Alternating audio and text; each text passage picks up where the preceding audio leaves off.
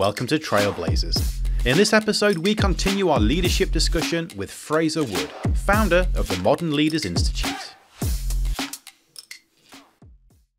So we've spoken a lot about the traits that embody the modern leader and the three pillars that, as part of the Modern Leaders Institute course, that you can work on to become more effective in that role.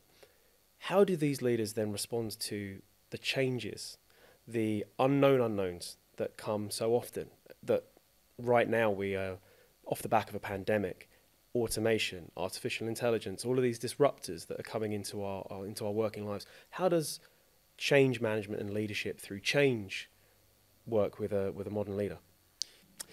Yeah, I'd like to see a world where we move away from transformations and big change programs and embed that ability into the fabric, into the process of the organization, right? And so rather than having multiple change initiatives with lots of different angles, lots of different purposes, that there be a default on coordinated heartbeat, a rhythm to the organization. And we see this in some really good practices. So organizational agility, many scaling frameworks within kind of those agile tendencies. You just certainly see that there are things like the quarterly business review, where you have a quarterly opportunity to take stock, see what worked and didn't work in the last quarter, coordinate all the different needs, coordinate in which ways you might need to pivot and change. And then as an organization or a team of teams across multiple departments, then agree the path forward for the next quarterly increment.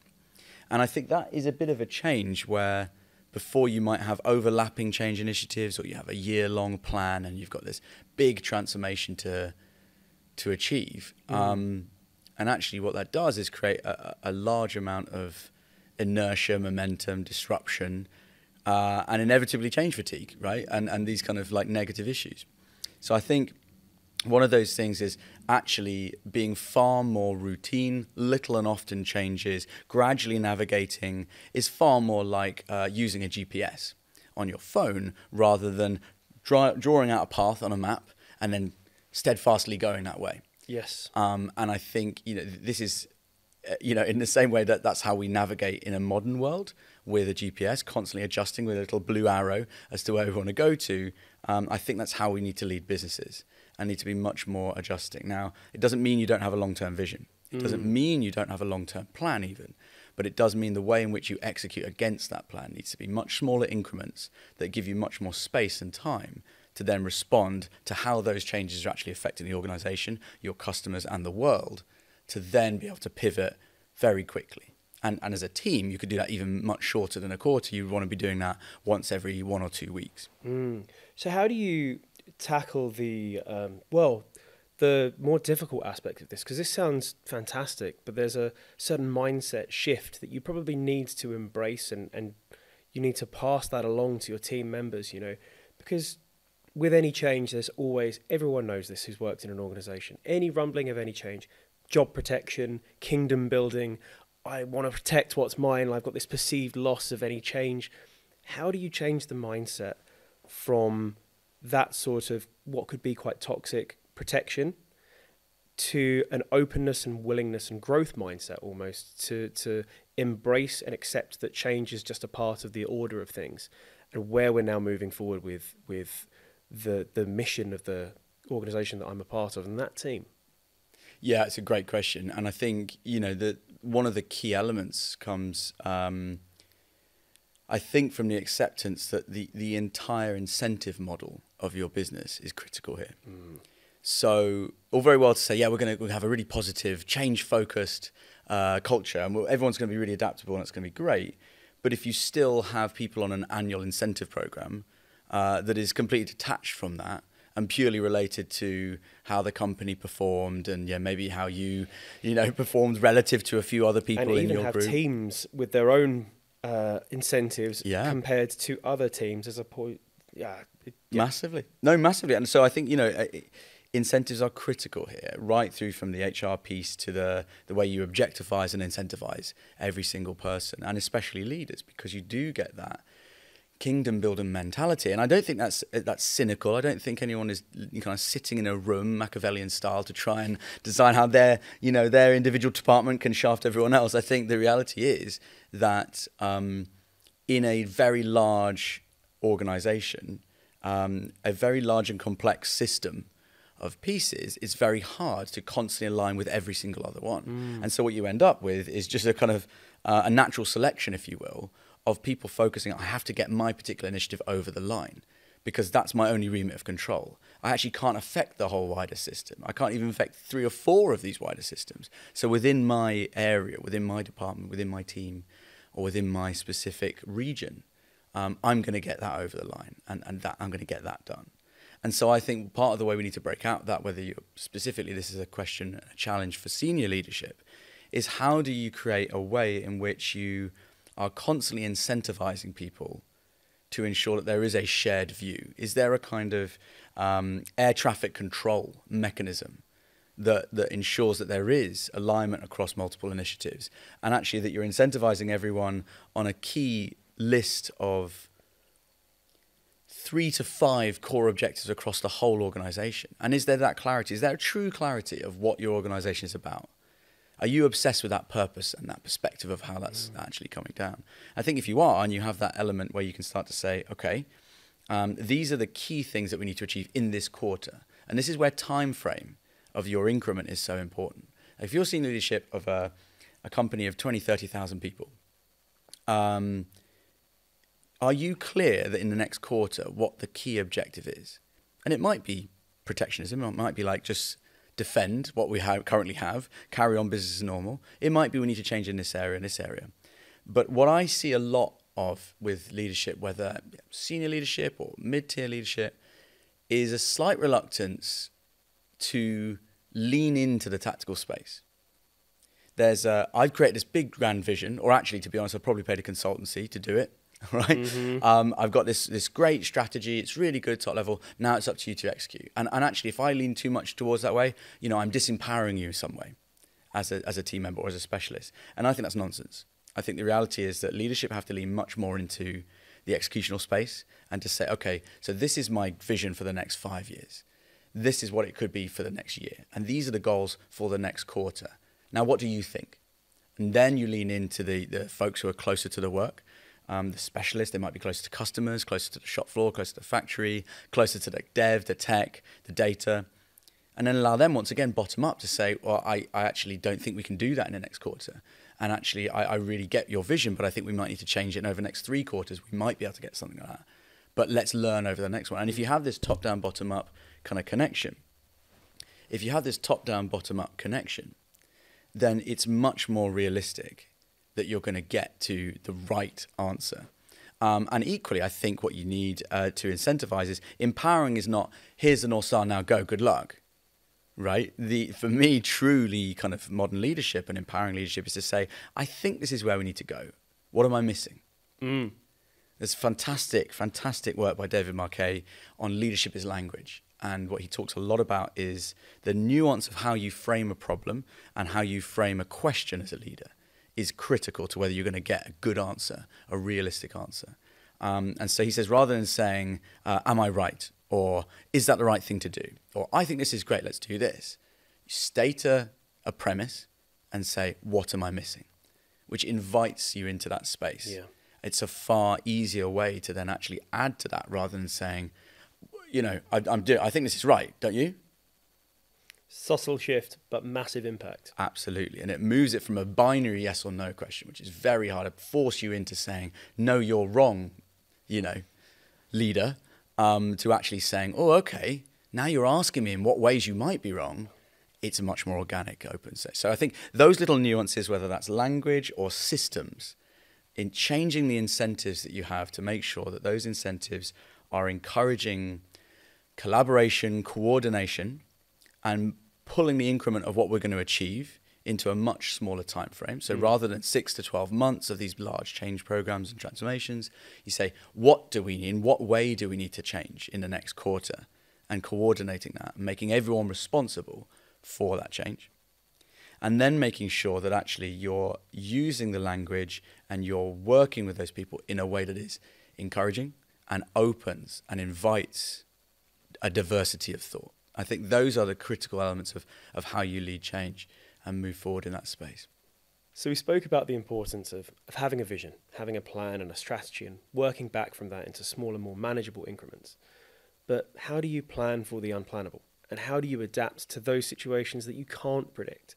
We've had the pandemic, but now we're in the midst of automation and AI, and people are very scared and very worried, maybe rightly so, about what that might mean for their job. How do you as a leader prepare your teams and lead into the future? Right, yeah, no, that's really good. I think what we see as the kind of folks that are really getting this, and the leaders that are really driving this in a positive way, and you can tell, you can feel it when you go into their offices or you go into their organizations, is there's a kind of an ostrich avoidism, right? Okay, to make up a word, where the fear of this thing, of what it could be, outweighs the due diligence that you need to do to get ahead of it. And because it's this big unknowable thing, I think, an example, I suppose, would be, you speak to a lot of finance folks about cryptocurrency, and it just bury their head, no, it's just nonsense or nothing. So actually, the reality is, it's not nonsense. There is a structure to that, a core Absolutely. structure of that. But the piece around it, even though these people are in finance, right, and should know about it, it's because it's not in their wheelhouse, it's unknowable, and it's just blown up and blown out. And so I think in the same way that cryptocurrency is this really weird thing that a lot of people don't know, they're a bit scared about, they like to speculate around it, they like to think around it, and so suddenly valuations blow up and then suddenly they drop, is actually because a lot of people don't understand the underlying technology, and they don't understand the underlying nature of what it's designed to do. And I think it's another analogy is the internet, right? When the internet started, when it was universities sharing with university, Tim Berners-Lee and others, were kind of making those connections. It was about the free transferring of information. And then a few people said, well, hang on a minute. What if we could safeguard this? What if we could put some barriers up and say my information is premium information? And you're going to have to pay to be on the web. And you can pass some easy stuff. But if you want to do this, I'll only give you the... And obviously... that completely bombed because it was totally against, it was anathema to the intent, the design of what the internet was always meant to be. And I think what the beautiful thing about the World Wide Web is it blew through that kind of commercial, capitalist need to try and control and monetize, and became a very democratizing space. And I think that's beautiful. So this is all to come back to, are we really understanding the intent of what these technologies are trying to do, what they're designed to do, or are we trying to layer on and map over our own individual things on top of that? And so a great example of that, I suppose, is automation and AI, right? What is AI really trying to achieve? And these models, these natural language models like ChatGPT and so on, what are they actually trying to do versus what do all our fears kind of flood and fill the gaps to do? Well, they could take over. They could take over our jobs. They could do lots of things. What it might be the elements of your job they can replace. They don't need to replace you, right? In the same way that you could say, I've been just smashing this rock on this thing for ages, right? Oh no, I know. Suddenly, if you bring in this hammer, you're going to replace me because the hammer replaces the rock. The hammer doesn't replace you, right? And if you've been cutting things with a really sharp stone and suddenly someone comes up with some scissors, the scissors don't replace you; they replace the sharp rock, right? And so I think when we look at AI, I'm actually very optimistic about this. And I think if you're a leader looking to manage change and lead change and adapt constantly to these incredibly crazy things, you just got to do your due diligence. You've got to SWOT up and you've got to understand it. And I think leaders are very busy, and that's often an excuse to say, I don't really have time to understand it. Make time. The reality is, as a leader, you need to make time to understand what these things are. You don't need to be an expert. You don't need to be a coder. But you need to have a working understanding of what this technology is, what its limitations are, and what its opportunities are. And if you don't, you are going to be replaced, and you are going to become very outdated. And you are, unfortunately, going to lead many, many other people down a really bad path because people will sense it off you. If you have the fear, if you have the lack of understanding, if you think, cryptocurrency is all nonsense, or, AI is going to replace everyone, and I'm actually really quite scared, and maybe 30% of our workforce, and you go into that classic kind of... defensive, protectionist mindset, it's infectious. It's incredibly infectious. It only infectious. leads to a bad outcome. Yeah, absolutely. And these things are complex, but they are not unknowable. And you to have a working knowledge as a leader is to really lean into it. I would advise everyone to have a personal CTO, like a technological consultant or coach. And it's very established that a lot of leaders today will have executive coaches, right? Business coaches. That's really established. And very often companies will pay for that, right? How many of them have a technology coach? How many of them have a technologist that can say, okay, well, actually, this is really what AI is trying to do. And actually, in most of the scenarios where it's actually played out, it's not replacing workers, it's replacing work. And actually, it can make them 30% more effective in these ways. You look at what it's doing in Photoshop, right? A classic kind of video, photo editing kind of software. You're saving thousands of man hours over the year, right? That doesn't mean you get rid of all your graphic designers. It 100%. Means you retrain your graphic designers to use that tool. And so I think, these are one of those key things where I would definitely advise all leaders to really swat up, to do due diligence, to understand these technological forces. And then it makes the unknowable far more knowable, far more understandable. And I think there is this common misconception as a leader, you don't need to know, you don't need to go into the detail.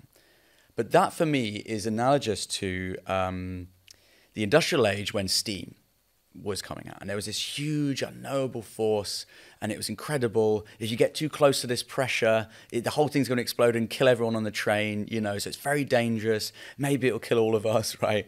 But actually, if you're a leader and you say, look, I don't really need to know how steam works.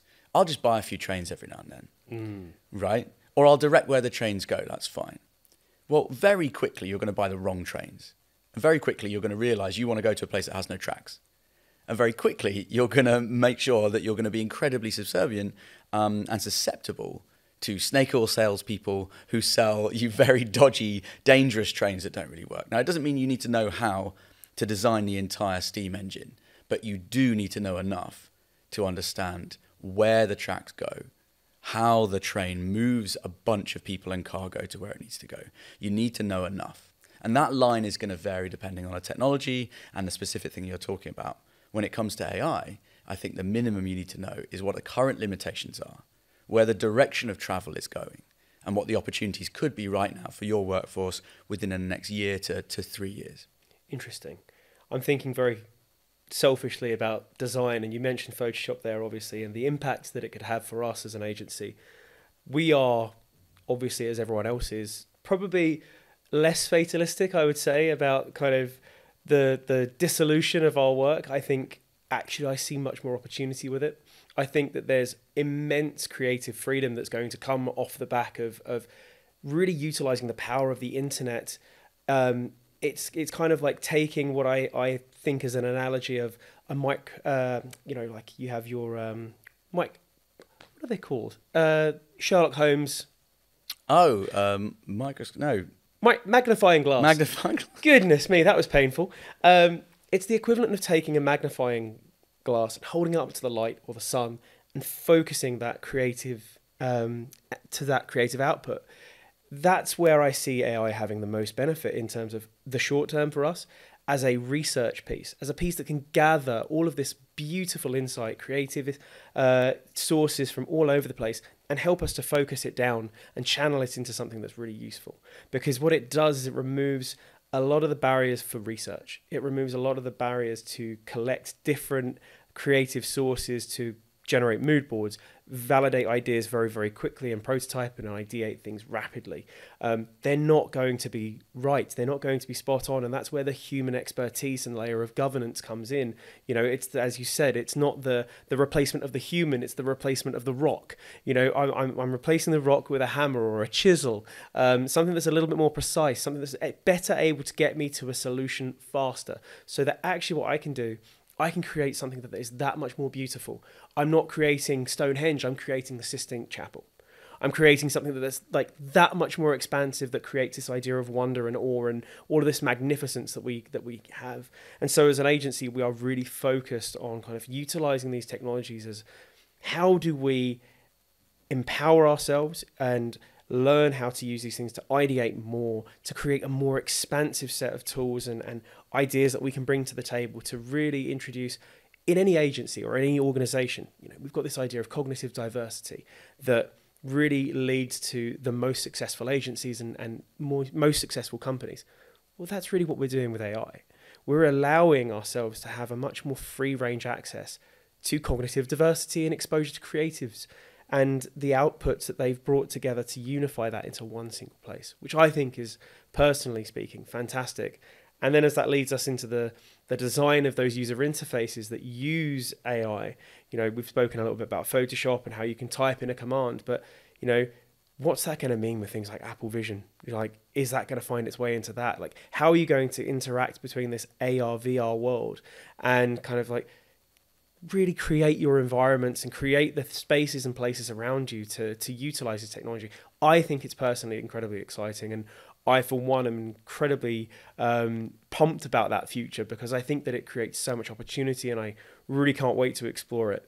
I guess that's that thing of hopefully embodying one of those principles, that idea of that openness and that expansive mindset, that idea of abundance as opposed to that protectionism. And I am, as much as possible, trying to encourage that in our team and the people that we have in the agency. And I think really, thankfully, that we are embodying some of that. And I think that we are taking that pioneer spirit to that, to that approach and to our approach and the adoption of technology, which, touch wood, makes me feel a little bit better about having had this chat and distilling some of those lessons into our team as well. Absolutely, yeah, I see it every day. Absolutely, I think that's clearly something you're modelling. I suppose another question then is, what are the kind of opportunities that you see something like AI in the design world open up as a leader of an agency now? So I think that, as I said, there's huge opportunity in distilling ideas and having the opportunity to assemble all of the different parts of the internet into this kind of really focused solution. We can take inspiration from different artists that you may never have had exposure to that inform in some way, shape or form. So prototyping becomes that much quicker. Research, testing, creative in terms of writing, you can get the bare bones and skeleton of an article. That's just short-term thinking. That stuff that's going to give you that immediate kind of bang for your buck dopamine hit type thing. Longer term, we're going to see a shift. We're going to see a shift into how AI can inform the bridging of the gap between our actual body and the spaces around us. So I spoke a little bit about Vision Pro, right?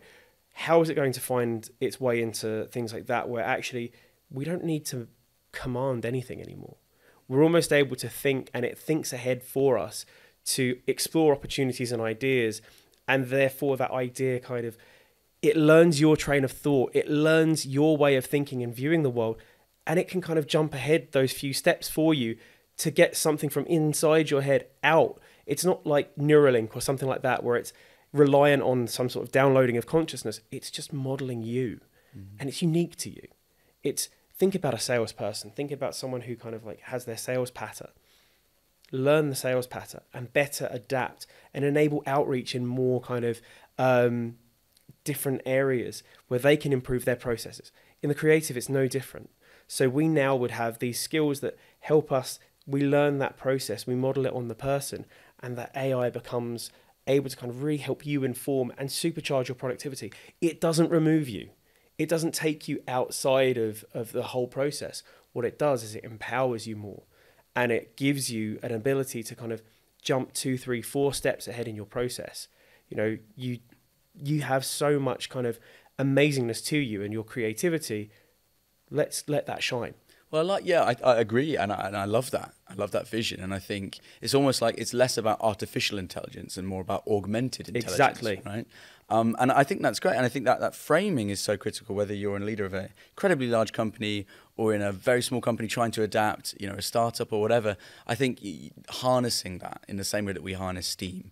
As a leader, you need to lean a certain amount into it. But I also think, just from a framing perspective, when you speak about being obsessed with purpose and perspective as a good modern leader, I think, find whatever way, as you lean into it and you better understand it, how can you frame this as an opportunity, as a thing that we need to be wary of, we need to be mindful of this, but we need to harness it, and we need to get on top of it. And I think one of the things that I see is a nice framing is we're kind of in the age of magic now, right? Since the dawn of man, we've been trying to better understand how we can come up with an idea and then make it real in the world, and we've never come closer to thinking to action, right? And thinking to creation. And I think we're now getting so close where you can really start to very quickly articulate a series of wireframes, for example, to build a new website. Say, I really want a website that's a bit like this, a bit like that, and does like that, right? Give me 5 variations that does that, right? And I think people who really know how to use ChatGPT, for example, are constantly training ChatGPT to get better at their own style of writing. So say, that sounds great, but can you now try it again in a slightly faster style or a shorter style or more concise, right? And you imagine it on a large macro organizational level. You say, right, okay, I want you to map out all of my admin procedures, all of my processes, all of my payroll and forecasting and stuff. And I want you to do it just slightly quicker, more efficiently, more effectively, less inputs. How could I do that with 5 inputs, not 20 inputs in a week? And you can imagine the long-term consequences, the sea of marginal gains that you would get to reduce your cost base and generally increase your upside as well, because it gives you so much more time, because all of those people hours that would be dedicated to run-of-the-mill admin tasks are now freed up to be thinking much more strategically. But rather than a bunch of juniors or graduates or people in kind of who have to kind of get on with that grunt work, you're now training an entire new generation to come in. Forget about that grunt work. You don't need to pay your dues. You can jump straight into the strategic 100%. work. And that, for me, is a huge opportunity for a workforce and for an organization if they get ahead of that and if they frame that right. So that's where I think it's a very exciting future. We are entering the age of magic. You just need to know how to cast a spell. I couldn't agree more. And I think that this is the time where we really need to be harnessing that in a really positive way. We've spoken a lot about the benefits of a more flexible working situation, and now we're talking about maybe scaling back the working week to a 4-day week to give us more balance. Well, if we're really serious about things like that, AI is probably the tool that's going to help us to get there. So rather than being scared of it, rather than being frightened of what it might be in terms of the aversion to loss, think of the gain. Yeah. Think of the ability to gain that more precious time back. And if you can automate some of these processes, some of these things to be more effective, then that truly will move the needle to be enabling us to have a better work-life balance and a better future going forward as humans, not robots. Yeah, absolutely. And modern leaders. 100%. Fraser, thank you so much. Thank you. It's been an absolute pleasure having you here today and talking about leadership in the context of change and what it means for the future. If people want to find out more, where can they find you? They can go to modernleadersinstitute.org. Amazing stuff. If you've enjoyed today's discussion, please do go check out Fraser's website, modernleadersinstitute.org. If you'd like to find anything more out about Explosive Brands and the work that we're doing, check us out at explosivebrands.com. Also, thank you. We hope that you found this information insightful, inspiring, and actionable. If you want to give us feedback, do so at hello@explosivebrands.com or leave us a review wherever you're watching or listening to this. Thank you again, and we'll see you soon.